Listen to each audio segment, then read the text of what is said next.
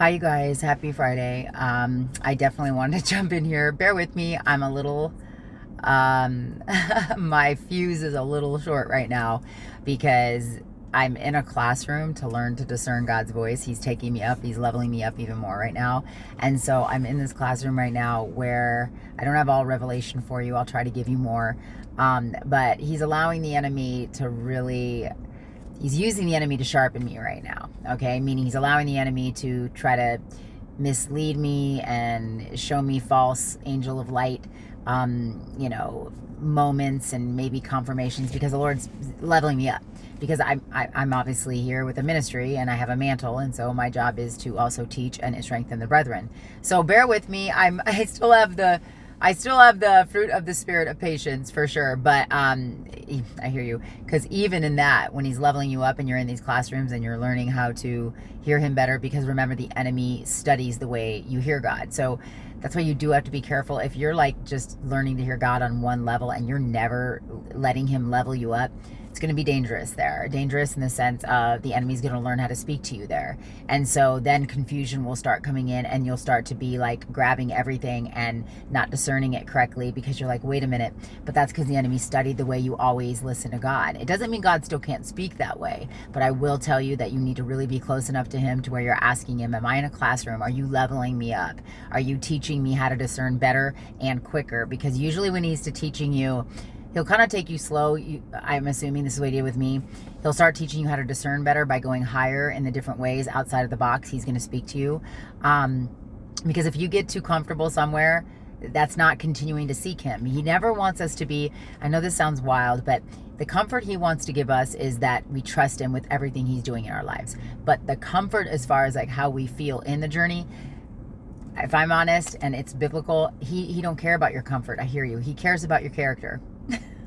He cares about your character, and he cares about your mantle and his purposes and plans. So in order for you to be that tool, that vessel, that empty vessel I spoke about last night when I put up that post about my late husband and how I'm embarking upon the anniversary of his sickness and death, he will when he's leveling you up, he's not going to really worry about your comfort. And I think we can all agree. It doesn't mean it won't come, because joy comes in the morning, right? Weeping endures for a night. But at your comfort, you may have like valleys and then mountains and valleys and mountains. And that's just because he's teaching you, especially if you operate in the prophetic, okay? So I will get more into those classrooms, but that might be you. And like I said, I'll let the Holy Spirit lead me how to touch on more of that and teaching you what I'm enduring as I'm walking it out too, because I'm still learning. But also, that being said, you guys, I might go live. I'm trying to see how my weekend looks. My Friday is tomorrow at work, so I have the next 2 days off after tomorrow, and I'm thinking of going live Saturday, and maybe we'll make that the subject of Saturday's live, about these leveling up discernment seasons where he's teaching you quicker obedience. Even if you miss something, he's bringing it back around quicker in certain seasons like this where you are definitely being leveled up, if that's you. And so he's trying to give you that contrast of what it feels like when you missed it, but it's coming back around and then you got it right. That should make sense to who that's supposed to make sense for. But maybe we'll make that the topic of the live, that if I'm able to go live this Saturday or maybe Friday. So just stay tuned for that. But let me go ahead and get in the devotional, because I do have a busy day ahead of me. So I also want to share this on the way to work. You guys know I work graveyard. I drove in, and this truck, I often don't see too much on the way to work, but I saw this truck and it says Genesis. And we've been getting a lot of Genesis confirmations if you follow me. And this says Genesis, Supreme New Beginnings. And what I heard the Holy Spirit say is this is not just a new beginning. This is the supreme being and his new beginnings for your life. And guys, new beginnings doesn't mean that there aren't certain things that are still part of seasons that were prior to this new beginning, because he may have been doing a restoration in something that you were previously in, but it can't come into the new season unrestored. Not perfect, but unrestored, okay? Without some work having been done on it, okay? Anyways, Genesis, Supreme New Beginnings, I heard him say, this is not your average new beginning. He says this is the Supreme Being's new beginning, okay? So take that back to God. I'm hearing like Ephesians 3:20. It's just going to be above and beyond. You're going to have that awe moment. I did that prophetic word about, you'll be astonished, amazed, and a little bit ashamed, because you will be kind of embarrassed that you underestimated God. But we all do it, you guys. I hear you. And he says we're all going to underestimate God I hear you. He says everybody will. And no one should argue with this, I'm hearing him say, because nobody should be out there saying, I don't limit God at all, because we are finite. So we can't possibly have the limitless divine understanding, no matter who we are, how much faith we have, truly, because he's always going to be bigger than what we can imagine until we're in the presence of his glory. Okay, so that's that supreme new beginnings that he gave me in the Genesis, and it's Genesis is the beginning. We know that. Okay, so let me read the devotional. It's awesome. And then I wanted to give you one more message that I may not fit into the devotional, but I do want to deliver it a little bit later today if I can. It has to do with something that I posted last night. If you follow me, that really touching box I found that my late husband, that I wrote on when he was sick, and you'll have to go back to my page. It was posted last night. It was a black and white video, but that will have to do with something I would like to touch on today if I don't get into it in the devotional right now. But I'm just gonna go ahead and get into that, and like I said, if I can, I'll touch on it. If not, we'll do another post on that.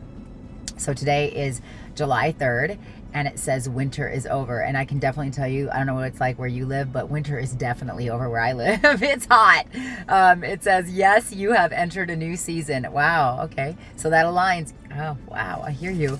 That aligns with the Genesis. Okay, here we go. Genesis, supreme new beginnings. Winter is over. Yes, you have entered a new season. You can feel it. You have known this was coming, but now it's here. It's going to take an agreement of faith to leave the old and step into the new. And that's what I was describing, that Holy Spirit was flowing through me. It could still be things that you would maybe label as old, meaning like things you already have in your life, people, places, things, but they can't go into the new season in their old identities or old mindsets or old or unforgiveness or anything like that. Like everything's just you gotta let the supreme being do a supreme miracle. I hear you, on your mind, your hearts, your body, everything.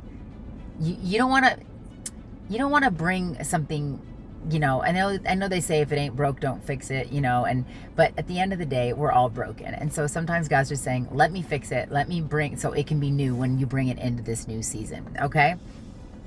Okay. Your spiritual winter, let me take it back one more. It's going to take an agreement of faith to leave the old and step into the new. But as you step through the door I open for you, favor will greet you. The spiritual winter is over. The season of dormancy has ended. It's your season to blossom and bloom. Let my peace be greater than your understanding. Crucial line there. Let his peace be greater than your understanding. So if you don't have peace, and I don't mean peace like there's no chaos in your life potentially. I mean peace knowing whatever's occurring, I have a peace knowing that the God I serve is supreme. Okay? Okay. At the greater than your understanding. So don't lean on your own understanding. Proverbs 3. Stay humble, teachable, and ready to hear. Don't assume, and I hear you.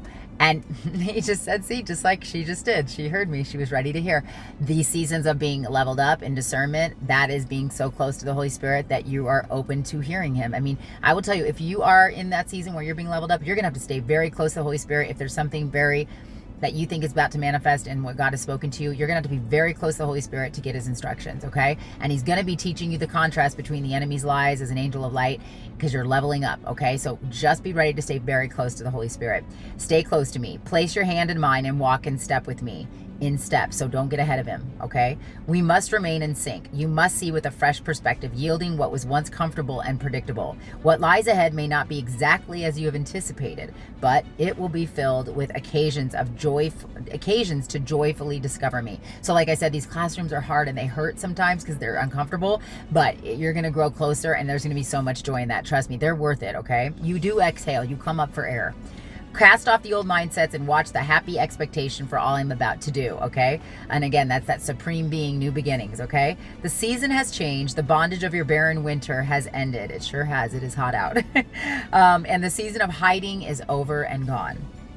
The rains have soaked the earth and left it bright with blossoming flowers. The season for singing and pruning the vines has arrived. I hear the cooing of doves in our land, filling the air with songs to awaken you and guide you forth. And that's Song of Songs 2:11-12. So guys, again, just like that truck said, the supreme being wants to do a supreme work in what he's about to do in your life. This new season, if this is for you, is about an above and beyond understanding. So you may have some uncomfortable spaces he talks about, but at the end of the day, it's going to be worth it, because every classroom I've been in to learn and get closer to the Lord, to truly seek him, has always had that moment where I exhale and say, okay, you're right. It was worth it. Why? Because we get closer to knowing God and hearing him. I hope this blessed you guys. I will pop in later with that message I spoke about.